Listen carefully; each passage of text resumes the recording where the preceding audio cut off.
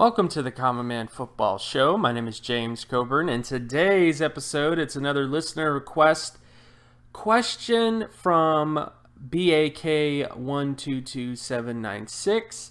Says, why don't you have 1 million subs? Question mark. Your channel is amazing. Can I request a Packers O-line analysis? And yeah, let's do the Green Bay Packers offensive line. I think it's one of the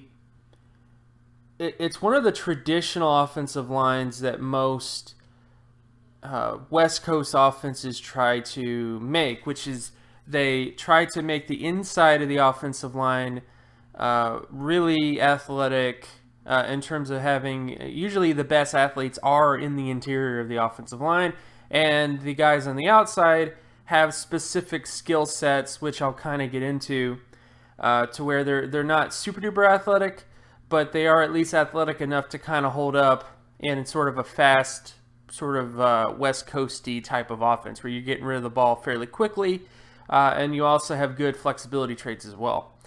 So it kind of helps out with the running game and stuff like that.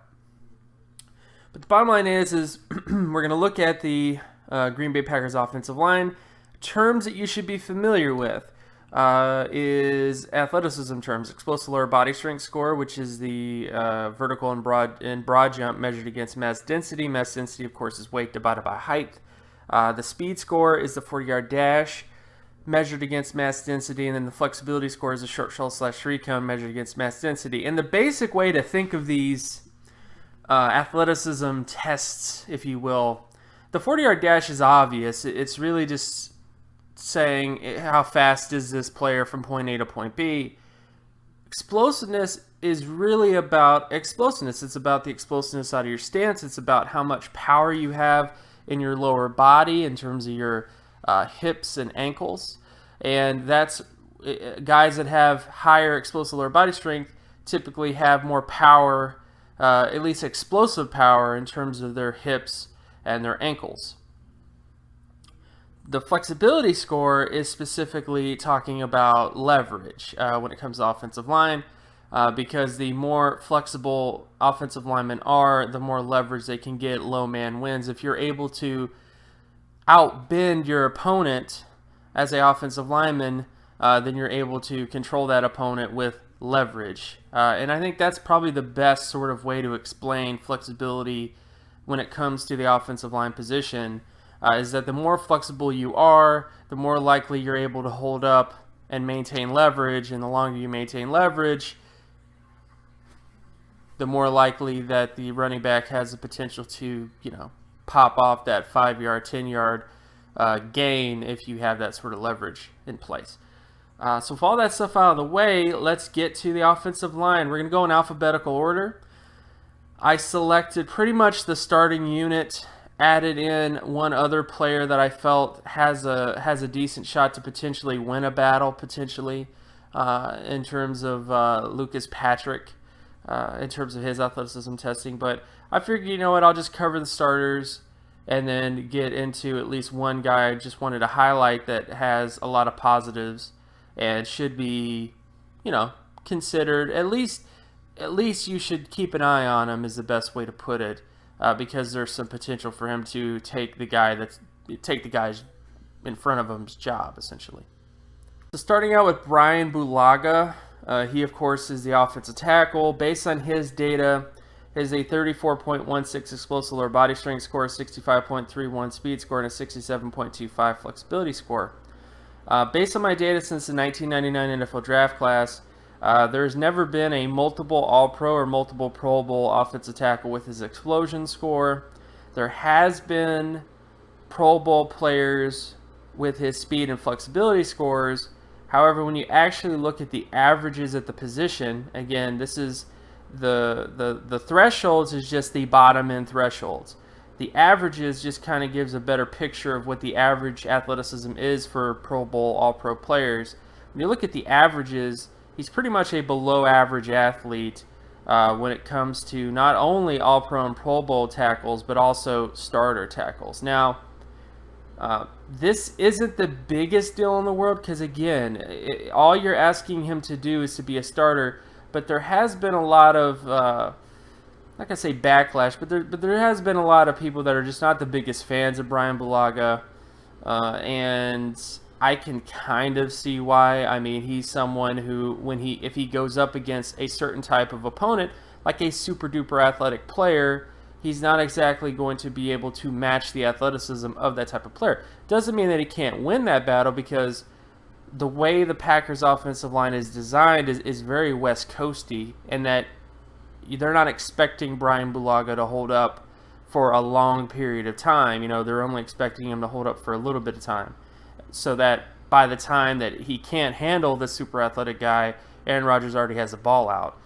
So from that perspective, it does make sense in how they're constructing their line. But he is technically a liability. I mean, he's a liability whenever he faces a uber athletic not offensive lineman, but defensive lineman. So if he goes up against like a Khalil Mack, or a Vic Beasley, or a Von Miller, or any guy like that, he's not going to have the advantage of athleticism on his side in those particular matchups. And it really becomes, whenever those matchups do happen, you need to have an offensive coordinator that really puts a greater emphasis on scheme and how are we going to help him to deal with the sort of issue that he might face. So that's the only sort of issue with Bulaga. He pretty much has starter profile in terms of offensive tackle, but you could do better. I mean, that is the only real thing I could say, is that Bulaga is someone that you could draft a offensive tackle and conceivably do better in the future if you ended up doing that. The next up, we have Corey Linsley. Corey Linsley is someone that I actually was a fairly decent fan of when he came out of the draft. His film just kind of popped to me. He tested really well as an athlete. He had a 65.42 explosive lower body strength score, 93.35 speed score, and 93.65 flexibility score. As you can clearly tell, he pretty much has all the athleticism traits of an all-pro offensive center, which is the majority of all-pro offensive centers have this sort of profile. They're typically explosive, fast, and very flexible. The only types of centers where this is kind of contradicted, there's like a couple centers that are just explosive but not too fast and not too flexible. But in Lindsey's case, he pretty much is with the majority of all-pro centers when it comes to their athleticism profile. Which is a good advantage, which is kind of why I mentioned before that the way they're building their offensive line is inside out, in that they kind of pile in athletic guys inside, and then the outside is usually not the most athletic, which seems to be a home. I mean, if you look at like the Oakland Raiders, for example, that's another sort of team that's kind of built that way, which makes sense since Reggie McKenzie is a former Packer, executive. But the bottom line is Corey Linsley is a great athlete. There really isn't much else to say.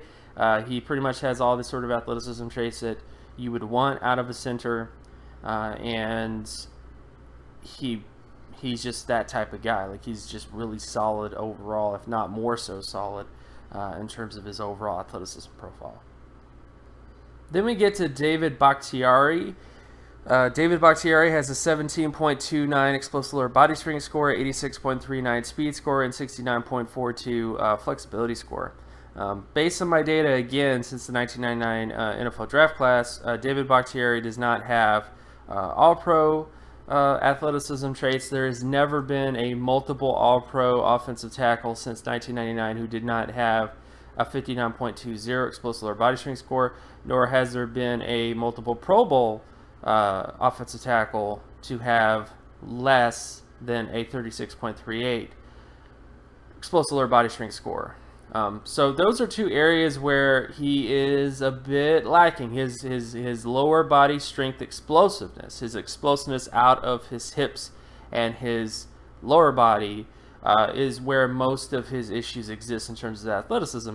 He makes up for it, though, with good speed. As you can see, he pretty much has, all-pro speed, if you want to say that, and also has pretty decent flexibility as well. But if you actually look at the averages at the position, Bahktiari leaves a lot to be desired. especially in terms of long-term starters. Now, all this really means is that Bahktiari is a liability when it comes to super explosive edge rushers, guys that have more explosive lower body strength than him. He's not going to be able to deal with those types of guys as well. But again, if you are in a offense like a West Coast offense, which, again, you get rid of the football quickly, and you kind of limit, you quicken things up and stuff like that.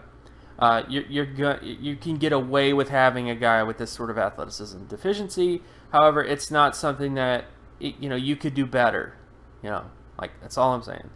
So Bahktiari definitely has the profile of a long-term starting tackle. That's definitely what he has when it comes to his athleticism traits. It's just that when it comes to consistent Pro Bowl, All-Pro potential, if you were to take him out of the system that he's in right now and put him into a different system, he would probably not do as well in that type of system. So if you put him in a system where he did have to hold up a lot longer in terms of pass protection, he may not be able to hold up well in that system, especially if he goes up against super athletic, super explosive type pass rushers to the point where they pretty much beat him off the snap consistently just because they have more lower body pop and explosiveness. And the only thing that he really can counteract this with is that if he can get his hands on you, and sink his hips and get leverage, he can do that exceptionally well. And most people praise Bahktiari because of his ability to create leverage with ease. That is probably one of the number one things on film with him that is really good, is that his ability to sink his hips and get good leverage on a guy and win the leverage battle. But if he doesn't get his hands on you and the defensive end or pass rusher gets the upper hand in terms of explosiveness, then it's just an issue. It's just always going to be consistently an issue if he doesn't. If he can't get his hands on you and get the leverage, then he's just going to be sort of a liability whenever he goes up against super explosive pass rushers. So that's the only sort of issue with Bahktiari. He has a long-term starter profile, but he does have some disadvantages when it comes to his explosiveness. Then we get to Don Barclay. Don Barclay has a 64.85 explosive lower body strength score, 90.72 speed score, 88.08 flexibility score. As you can tell from the data, he pretty much hits every single threshold when it comes to offensive guard athleticism.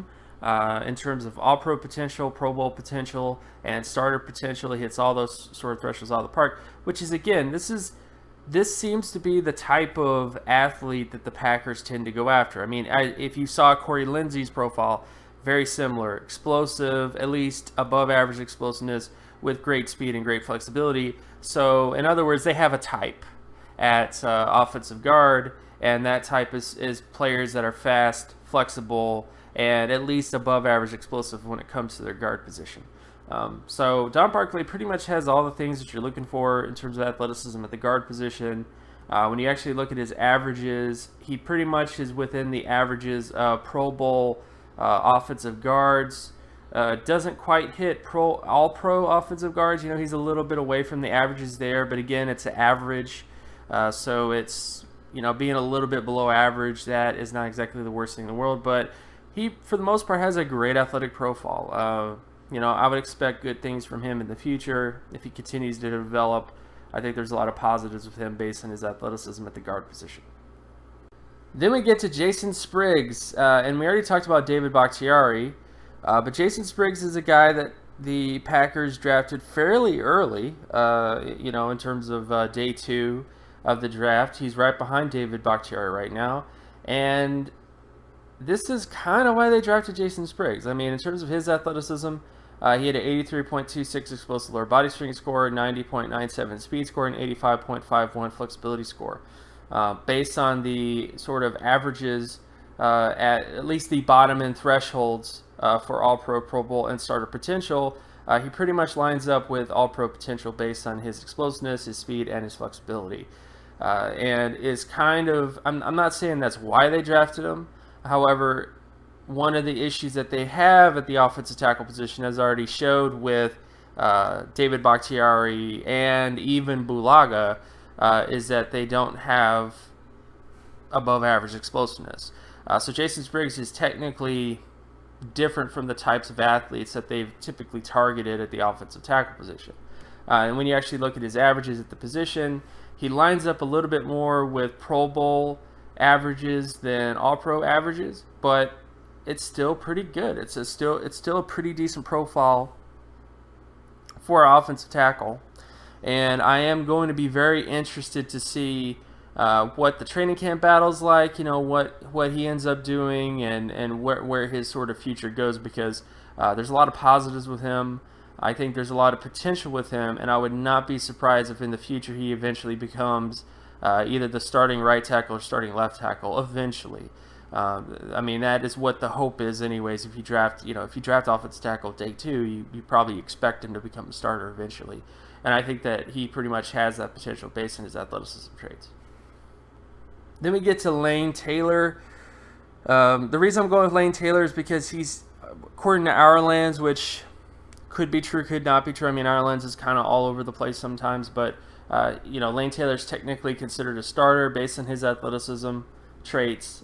He has a 37.94 explosive lower body strength score, a 65.10 speed score, and a 40.55 flexibility score. Again, based on the data at the offensive guard position, he pretty much does not hit the minimum thresholds for All-Pro and Pro Bowl offensive guard / offensive for offensive guard position. He does not really have the flexibility traits indicative of All-Pro, Pro Bowl offensive guard, but he does at least have the bare thresholds for the starter position. However, the averages is where he's a little bit off. He's below average in terms of explosiveness of the average starter, and he's also below average in terms of flexibility for the average starter in the NFL since the 1999 NFL draft class. So again, he's another player that you could do better. We'll get into a couple of those players, but he is someone who could be a starter. I mean, there's nothing against it. I mean, if he ends up being a starter, great. It's just that you could do better, athletically speaking, with another player at that position. So this is kind of a weak spot. It's probably the weakest spot in terms of the starting lineup right now is Lane Taylor, but which shouldn't be that surprising. But he is someone that has at least starter potential, but you could do better if you find another offensive guard with more potential. With more potential, like Lucas Patrick. Lucas Patrick, in terms of his athleticism profile, he's an 83.26 explosive lower body strength score, 69.02 speed score, and a 78.78 flexibility score. Based on the bottom end thresholds for All-Pro and Pro Bowl, he pretty much hits all the thresholds indicative of a Pro Bowl offensive guard. And on top of that, if you actually look at the averages at the offensive guard position, he pretty much is a little bit below average in terms of Pro Bowl players, but he is at least within that range of possibility. I mean, he is a much more athletic player than Lane Taylor, and particularly in terms of his explosiveness and his flexibility. Speed is kind of they pretty much have the same speed for the most part. If you kind of just think about it in terms of them both having about a 60 plus sort of speed score. But the difference is that Lucas Patrick is above average in terms of explosiveness and above average in terms of flexibility. So he's someone that I would not be that surprised if he also ends up becoming a starter on this offensive line. So I would say that Lucas Patrick is one of those guys that I would be excited about. I would hope that eventually he wins a spot on this team because he does have the athleticism traits to kind of carry him over when it comes to that position. So overall, when you look at the Packers offensive line, the one thing that is striking to me is it's designed exactly as I kind of said it before. It's a very West Coasty kind of setup. They have much more athleticism in terms of the interior offensive line. They have a super athletic center in Corey Linsley. They have a also athletic guard in terms of Barclay, and on top of that, they have a guard in Lucas Patrick, who's also very athletic, who could eventually win a spot, with Lane Taylor being the only sort of weakest link in that sort of setup. But they have a lot of, really athletic interior offensive linemen, which is very similar to the way the Oakland Raiders built their offensive line. And again, with Reggie McKenzie taking a lot of influences from the Packers because he was an executive in terms of the front office with them for a while. It makes perfect sense why he would kind of build his offensive line in a similar fashion to the way that the Packers have been building their offensive line. And again, the only disadvantages to this type of offensive line is that if you go up against super duper uber athletic defensive ends, it poses a liability. It poses a threat. Unless you have like a Tyron Smith or some uber athletic offensive tackle yourself, it's going to be more of a liability, more of an issue to kind of have to deal with scheme-wise in other systems. And it doesn't mean you can't overcome it. You can overcome most anything with scheme. I mean, I'm not taking anything away from offensive coordinators' ability to scheme around issues or liabilities. It's just that when you have liabilities, it's just a matter of... I always compare offensive line liabilities to, insurance on your house. What does the plan cover? Tyron Smith can pretty much cover anything. He can cover hurricanes. He can cover tornadoes. He can cover floods. He can cover everything. But when it comes to the offensive linemen that the Packers have, they can cover pretty much everything. Some things they can't really cover by themselves 100%. And that is the only sort of thing I would say. And that's also why Jason Spriggs is sort of an intriguing prospect for the future, is that if he ends up winning a right tackle spot or a left tackle spot, I think that'll bring some stability and take away some of those liabilities that can be presented when they go up against certain types of edge rushers. Because again, you have easily one of the best, if not the best, quarterbacks in the NFL. If he's on his A game, he can pretty much figure out exactly what defenses are trying to do to him. But at the end of the day, football games eventually become a us against them sort of moment where scheme gets thrown out the window and it's just a matter of who's the bigger and badder guy. The bigger and meaner, more athletic guy usually wins when it gets to that point in games at times. So that is the only sort of concern. But it's built well. If you design a scheme, which is what the Packers have been doing in terms of getting the ball out fairly quickly, very West Coasty sort of system, then I think you can get a lot of advantages from that. However, I do think that improving this should be a goal. It should be something to strive to. Again, I'm not trying to make these criticisms just to be different. I'm just making these criticisms because every offensive line can get better. And the only area of the offensive line I think could get a little bit better is the overall explosiveness of the tackle position. If they want to keep doing what they're doing, which has worked, that's fine. But I do think that the drafting of Jason Spriggs does show somewhat of a, maybe not urgency, but just sort of a mindfulness that they should get a little bit more explosive in terms of their offensive tackle position. So again, with all that stuff out of the way, my name is James Cobern. You can find my work at draftcoburn.wordpress.com. You can also follow me on Twitter at Geometrics.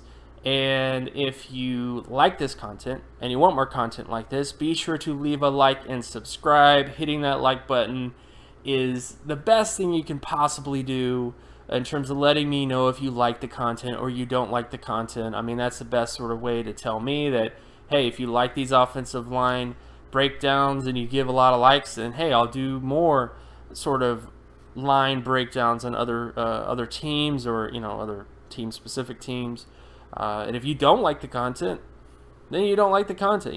Feel free to leave a dislike if you don't like it. And also leave a comment below if you have any questions or anything else like that. So again, with all this stuff done, I will talk to you guys in the next video. Peace.